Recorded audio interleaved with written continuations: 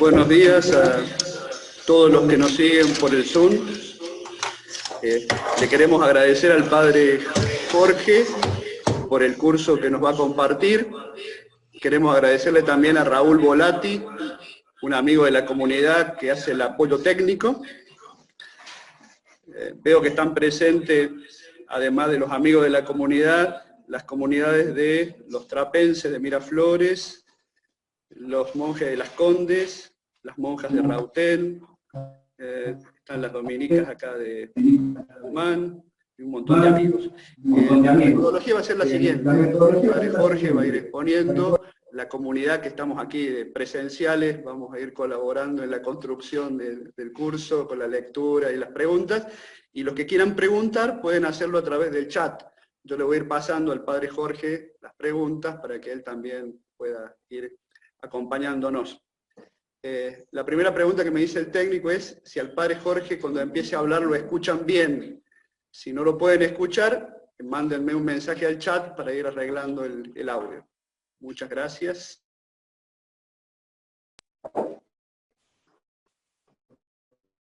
Bueno, buenos días a todos. Yo les agradezco mucho la invitación porque es una ocasión hermosa de compartir el acercamiento a la palabra de Dios y de poder profundizar en ella. Bueno, algunas cosas introductorias en esta primera hora que podemos compartir y tienen que ver con la elección del libro que les propongo estudiar y con el acercamiento que debemos tener a él, ¿no? Entonces, una cuestión entonces introductoria, ¿por qué el libro de Isaías? Y me parece que puede presentar una oportunidad de adentrarnos en un libro profético y de tener esta aventura de conocer un libro completo, es decir, de movernos dentro de un texto que conocemos bien, pero por pedacitos. Lo leemos en uno de los más leídos en la liturgia y en la liturgia de las horas y demás, pero que conocemos por ahí de retazos y textos como para nosotros, para nuestra espiritualidad, para la teología, pero que a veces los conocemos desencajados del conjunto. Entonces, en la Escuela de la Palabra, que es un espacio que solíamos tener en la parroquia, una de las devoluciones más interesantes que hacía la gente era lo bueno de la experiencia de poder conocer un libro completo. En la Escuela de la Palabra estudiábamos cada semestre, por ejemplo, un evangelio, un libro de la Biblia. Entonces, recorrer Marcos completo y no solo los pedacitos que escuchábamos en la liturgia, era como una experiencia muy interesante y distinta, un acercamiento distinto. Además, vamos a ver que el enfoque del tiene que ver con eso, ¿no? Con la posibilidad de acercarnos a los libros bíblicos como tales, como libros bíblicos, y de captar justamente el mensaje que el libro tiene para nosotros, ¿no? ¿Por qué el libro de Isaías y no otro? Bueno, podríamos habernos acercado a algunos de los otros libros proféticos, pero el libro de Isaías, junto con los Salmos,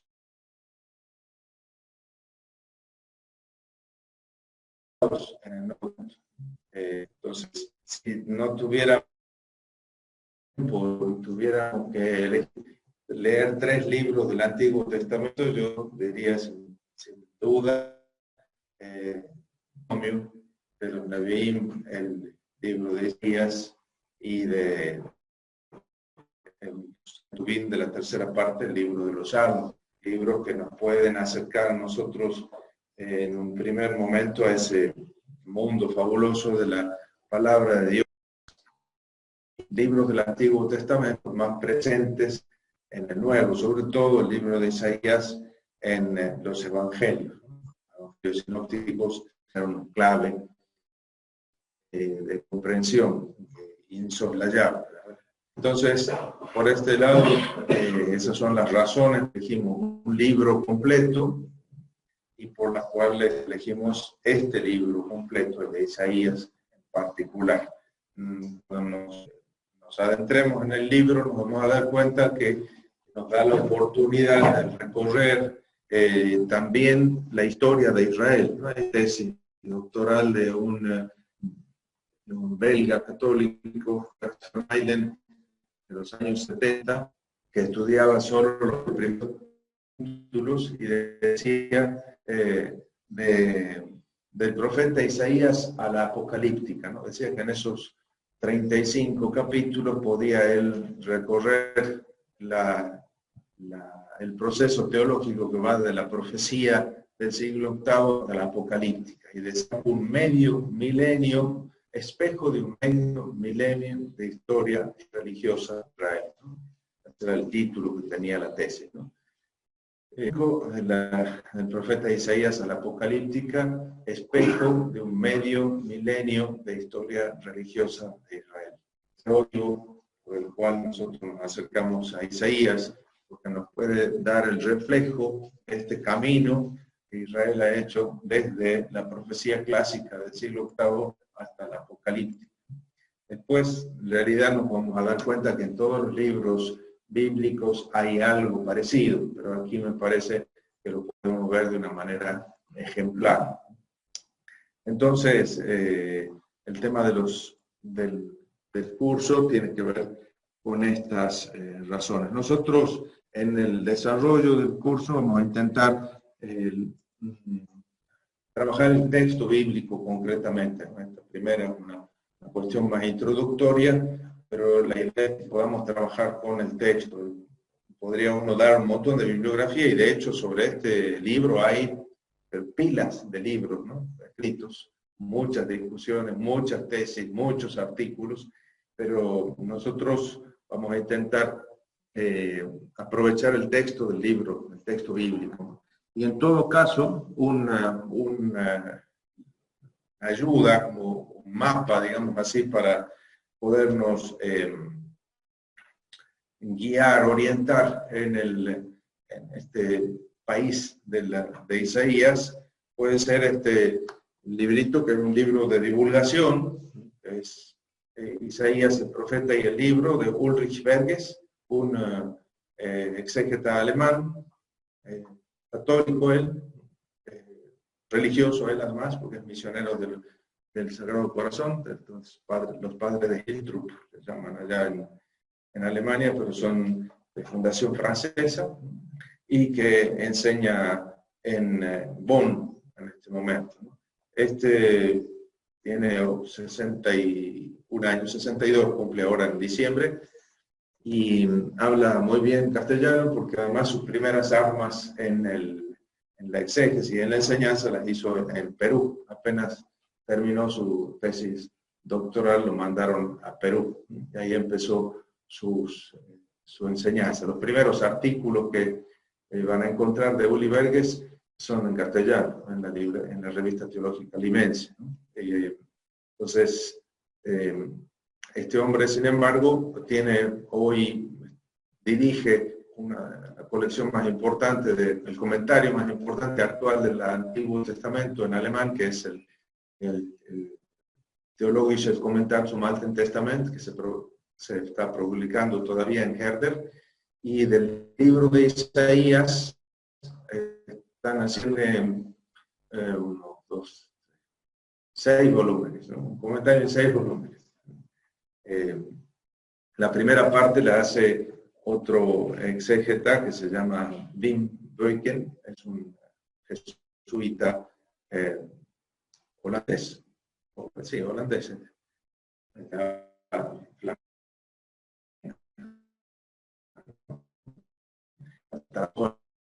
El alemán,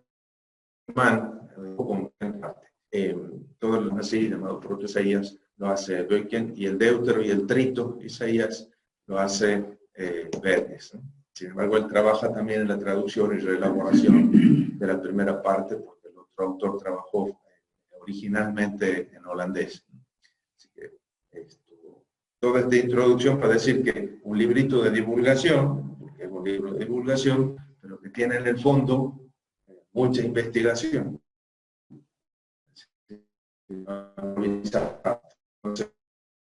Entonces, más nosotros que conocimos primero por mail simplemente, y después ya nos conocimos en Roma y nos hicimos amigos, y lo trajimos también el año 2015, si no me equivoco, para la Semana Bíblica Argentina. Bueno, después de todas estas introducciones, aquí nosotros vamos a encontrar, si ustedes se fijan en el libro, yo por eso les recomendaba una primera parte que es el trasfondo histórico y el viento literario del libro, y en segunda parte el libro como composición, y en la última parte, una cosa que es interesante también para nosotros, que hoy va cobrando mucho más importancia, estas repercusiones de Isaías en su libro. En primer lugar, dentro del mismo Antiguo Testamento, en segundo lugar, y después, incluso en el arte, en la literatura de los siglos. Bueno, después de este prólogo, cuando nosotros vamos a un libro y un libro de un profeta, entonces tendríamos nosotros que pensar en cuáles son nuestras precomprensiones, porque a veces ayudan y a veces entorpecen las precomprensiones. Son inevitables. Uno dice profeta y se le imagina, tiene una idea del profeta, y esa idea le condiciona ya la lectura, el estudio y todo lo que pueda decirles yo pasa por el filtro de la idea que ustedes tienen, de la imagen que ustedes tienen de profeta. Entonces, bueno, como hacer consciente esa precomprensión y en todo caso aprovecharla, aprovechar lo aprovechable, y bueno, dejar ser lo suficientemente abierto como para que este itinerario que nosotros vamos a recorrer pueda llegar a cambiar un poquito esa precomprensión que tenemos del profeta. O sea, bueno, cuando nosotros nos acercamos a este texto, entonces tenemos esta primera idea. ¿Ustedes qué idea tienen de un profeta?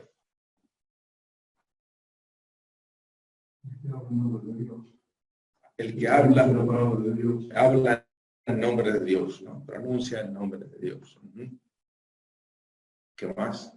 Hace una lectura del contexto y mirando al futuro. Hace una lectura del contexto histórico, es decir, mira la historia, otea el horizonte de la historia e incluso mira al futuro, ¿no? También hay que darle en primera persona y tiene experiencia de Dios, digamos. Eso, en primera persona habla de Dios porque tiene experiencia de Él.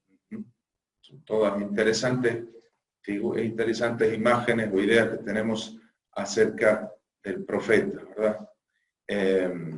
Y el caso del profeta Isaías en particular, ¿qué ideas tenemos sobre el profeta Isaías en particular? Por ahí que se lee el tiempo de ahora justo para la preparación de la... Vamos a empezar a leer en Adviento. ¿Por qué será que lo leemos tanto en Adviento? Para preparar el camino. Ajá. Eso. Preparar el camino y bueno, y en general, porque enseguida cuando leemos las profecías en el sentido más clásico de la lectura eclesial, pensamos que los profetas anuncian la llegada del Mesías, en particular en el caso de Isaías lo relacionamos inmediatamente con el nacimiento de Jesús y con el camino de preparación para ese nacimiento, ¿no? Entonces hablamos del profeta y enseguida relacionamos con estas ideas que tenemos nosotros aquí. Sí. Una mirada y palabra de aquí y ahora, pero desde Dios, ¿no? Alguien que es capaz de mirar la historia desde Dios. Nosotros vamos a hacer el ejercicio en otra clase, un poquito más adelante, quizás esta tarde misma, no sé si llegamos, de adentrarnos en el mundo bíblico y ver cuál es la imagen de profeta que se nos presenta en la Biblia. Yo suelo hablar de la imagen canónica del profeta, porque nosotros podemos tener como hacer hacer distintas imágenes, ¿no? Si nosotros la historia de la religión del Medio Oriente Antiguo, la historia de Israel, nos vamos a hacer una imagen de los profetas, y de profetas bastante distinta de la que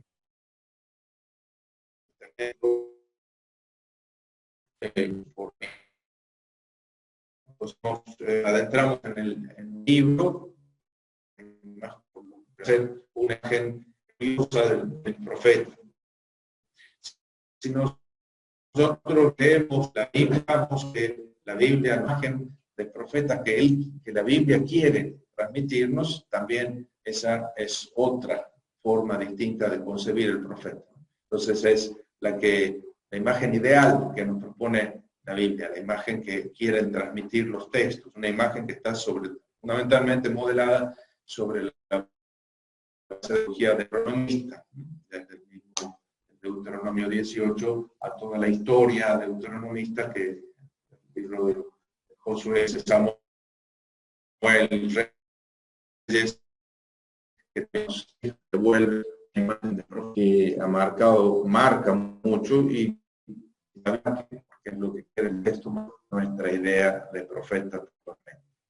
Una cosa que nosotros vamos a lamentar es que nosotros no queremos llegar al profeta, conocer al profeta, palabras del profeta, la imagen del profeta, saber su historia, conocer cómo se llama su mamá, como decía hace rato el Padre del Mundo, pero la única manera, el único camino que tenemos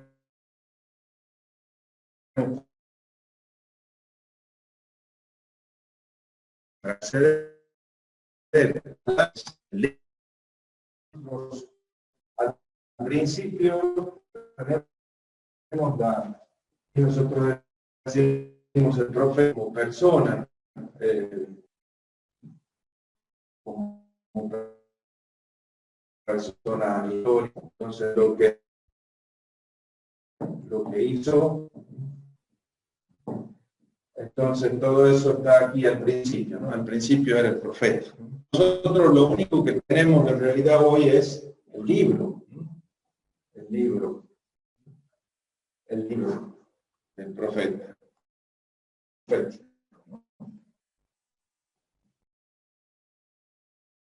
Y dentro de ese libro nosotros sí tenemos una de oráculos y una serie de relatos también, ¿verdad? En el caso de Isaías o de Jeremías, otros, pero esos oráculos y estos de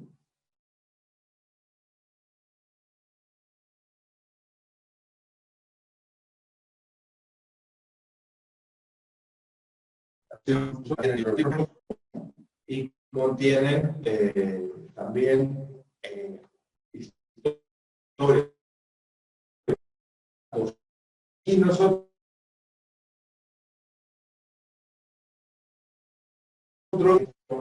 profeta aparece como un personaje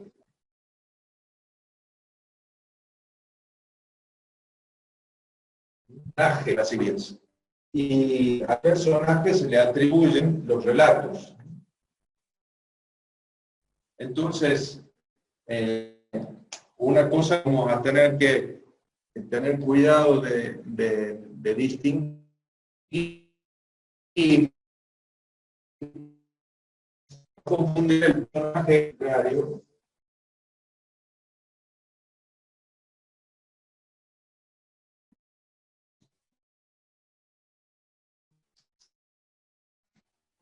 con la persona. Lo que nosotros tenemos y aquello a lo que nosotros tenemos acceso hoy, nosotros tenemos acceso al personaje literario que nosotros encontramos en las páginas del libro. En este libro de Isaías se habla de un profeta llamado Isaías y se dice en este libro que es palabra que ha pronunciado Isaías, pero ese está aquí adentro, en el libro. ¿Cierto? No es la persona histórica de Isaías, que es este libro.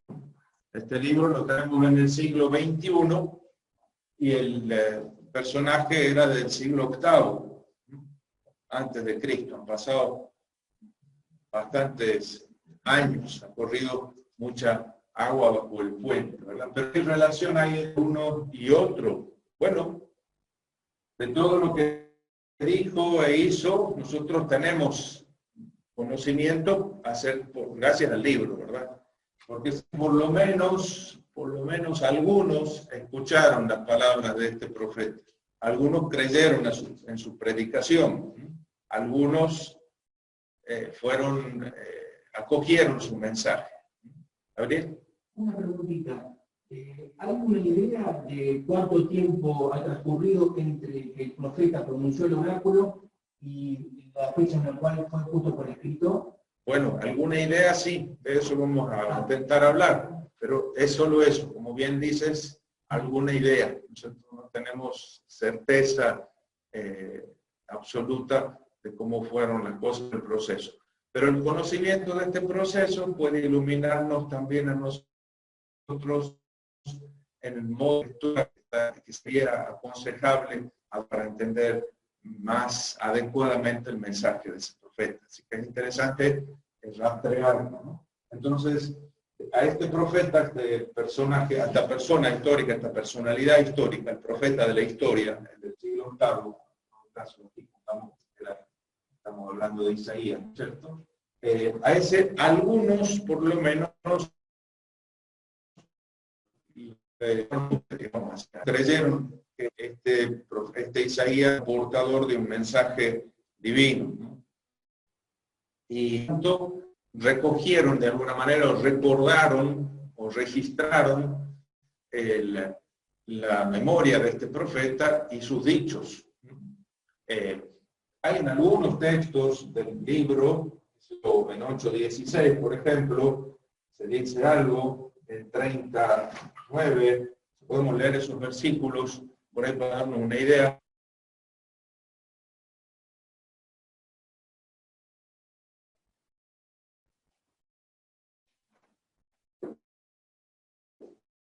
Entre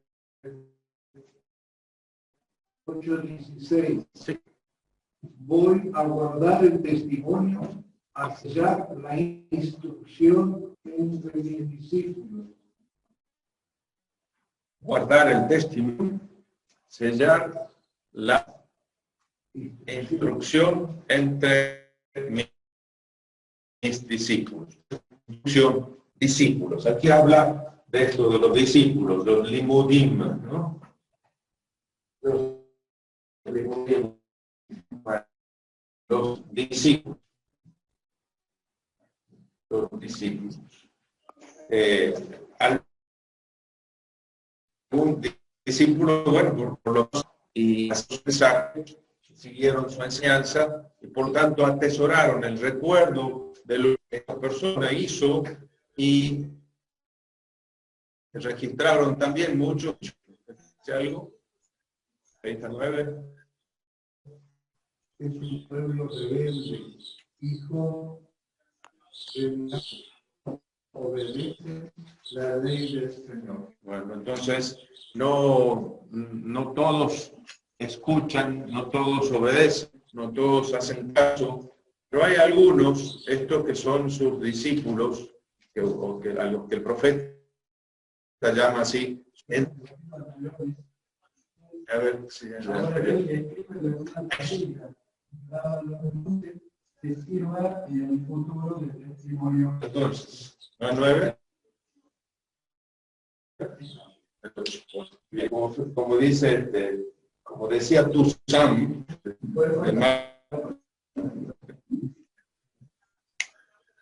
una vez casi lo mata al hijo, con uno de los trucos, puede fallar, decía tu Sam.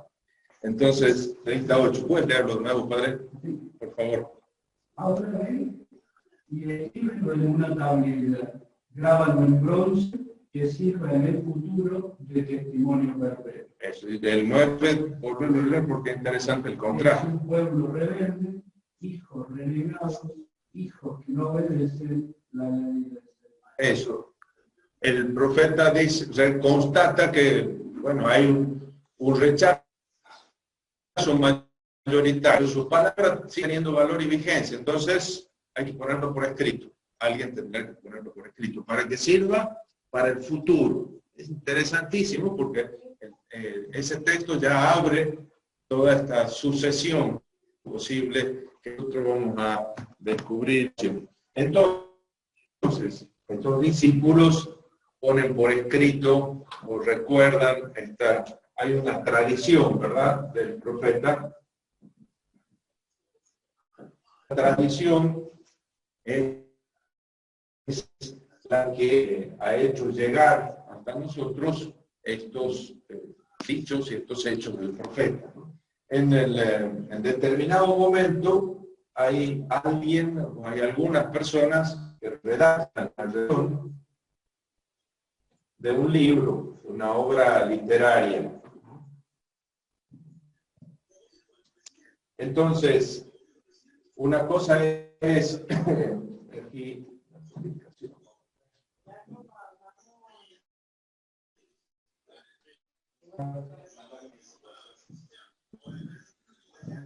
las acciones simbólicas realizadas, las acciones del profeta, si quieren los hechos.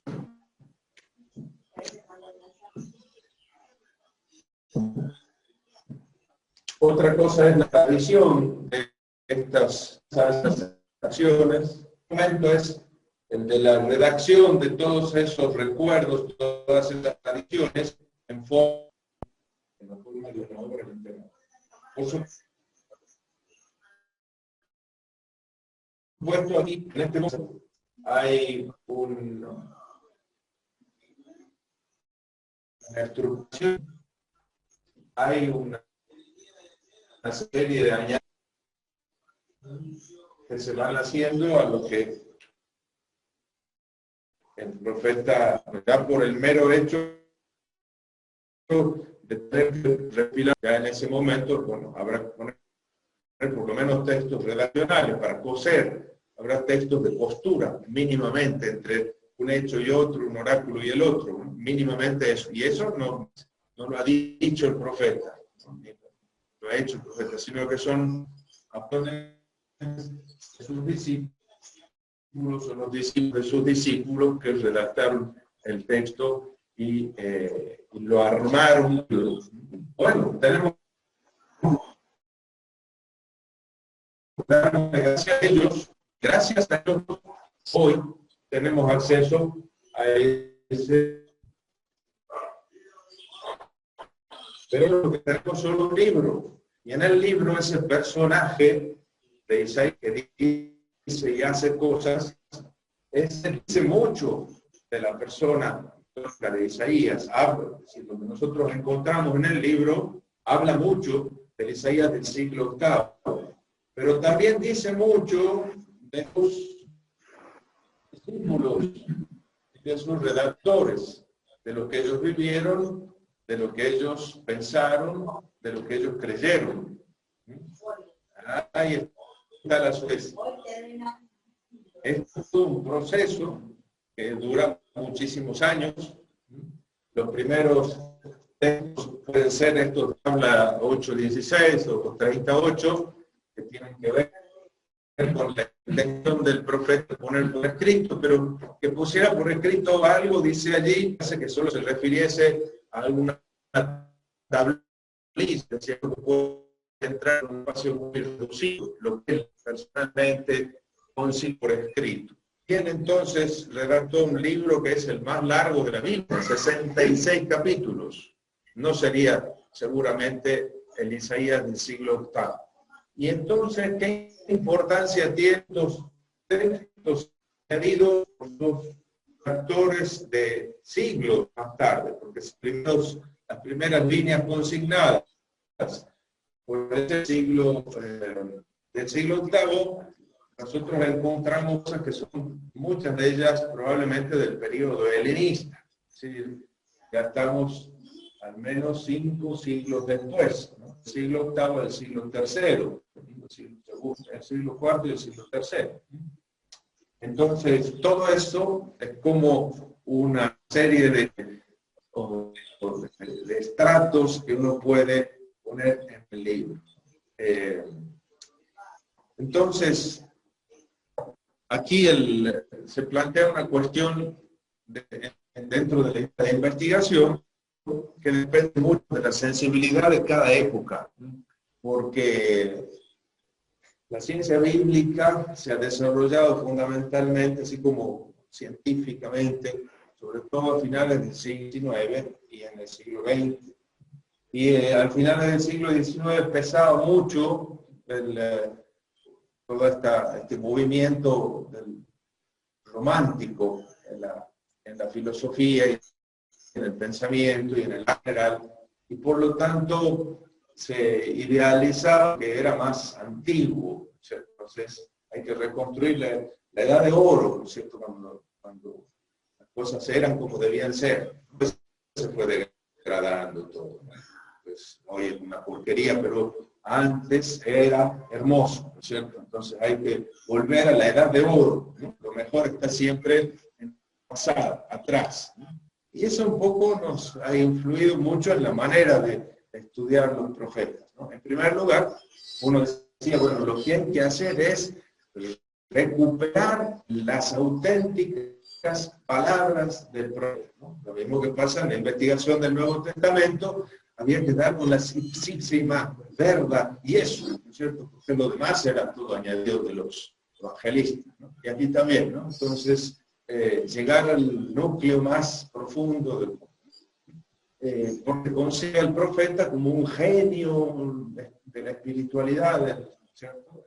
En realidad, incluso en puntos fundadores de la verdadera religión eran estas personalidades, ¿no? Entonces, con la idea de una personalidad individual sobre la cual pesa toda esta cuestión de la revelación, de la inspiración, incluso la puesta por escrito de estos libros fabulosos que contienen las palabras que ilumina nuestra vida hoy y que van abriendo el camino de la salvación, van anunciando la llegada del Mesías, van prediciendo incluso la historia de la Iglesia y todo eso que siempre hemos dicho. Entonces, con esa idea, que depende mucho de esta moda romántica, ¿no es cierto?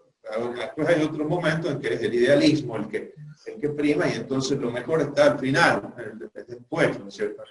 La evolución llevará a que en el futuro se dé la situación ideal. Bueno, estos movimientos han influido siempre sobre la ciencia también. La ciencia nunca es pura e incontaminada, ¿no es cierto? Y nosotros hoy, que pensamos haber llegado al final de la historia, tampoco hemos llegado al final de la historia, les cuento, ¿no es cierto? Entonces lo que hoy es para nosotros tan importante y parece iluminar fabulosamente todo lo que decían antes, llegará otro momento en que dirán que tontos que fueron en el siglo I, como fueron tan modernos y no se dieron cuenta de tal cosa. Bueno, la idea de encontrar la ipsísima verba profete, digamos así, y recuperar los dichos originales, la historia de esta persona histórica que está en el origen de este proceso, llevaba a ser descuidar estos elementos aportados por la redacción, los redactores, entonces, claro, pero si nosotros de que en realidad ya en la primera puesta por escrito de esto, ya hay una selección, ya hay un ordenamiento, ya hay una primera interpretación, y que esa puesta por escrito, si bien recoge la palabra antigua pronunciada por el profeta, también se hace, la puesta por escrito se hace en función de las circunstancias del momento en el que esto tiene lugar. Entonces, hay un esfuerzo de reinterpretación. Vamos a volver un poco sobre estas ideas, ¿no es cierto? Entonces, estoy introduciendo temas sobre los cuales vamos a volver en realidad a lo largo del desarrollo. En la clase siguiente vamos a meternos un poco más profundamente en ese tema, ¿no? Pero bueno, ya desde ahora nos damos cuenta de que esta visión es una visión como muy idealizada, idealizada. En verdad, este proceso se dio de alguna manera. Pero esto que nosotros encontramos aquí, que es el libro, es todo él, palabra de Dios. No es palabra de Dios solo lo que sale de labios de Isaías, y podemos, es palabra de Dios todo lo que encontramos escrito en el libro, todo cae bajo el proceso de la inspiración. Todo este proceso está conducido por el Espíritu Santo. Todo este proceso está finalizado, tiene su objetivo en que la palabra de Dios resuene nuevamente ante los oídos de los creyentes hoy en las comunidades de fe. No importa solo aquel boca del profeta y que realmente, indiscutiblemente hizo o vivió Isaías, importa todo lo que hay en este libro. Sobre todo nos damos cuenta de que estos redactores, los que compusieron la obra literaria que nosotros tenemos en las manos, no eran, no carecían ni de inteligencia, ni de arte, ni de fe, ni de luz del Espíritu Santo. Lo que está escrito en el tiene un mensaje. Bueno, desarrollo ha aprendido a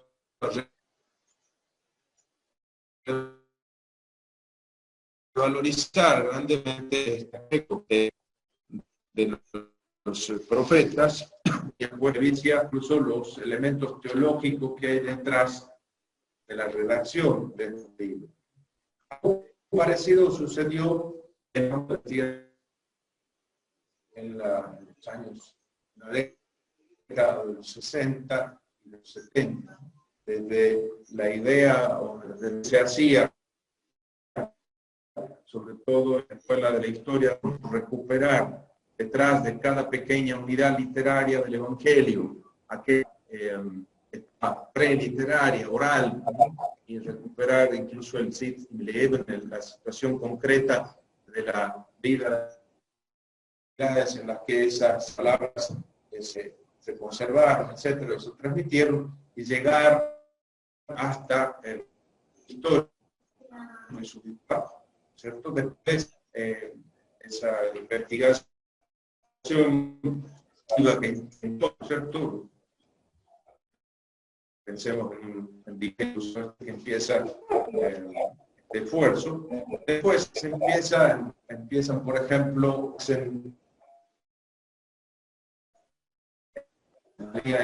la redacción Evangelio de Marcos, por ejemplo. Entonces, que acuña la crítica de la redacción, histórica de la redacción. En el caso de Mateo, el Trilling, Wolfgang Trilling, el verdadero Israel, está traducido en, o en el caso de Hans Conselmann, se fundan de alguna manera la escuela de la historia de la redacción de los evangelios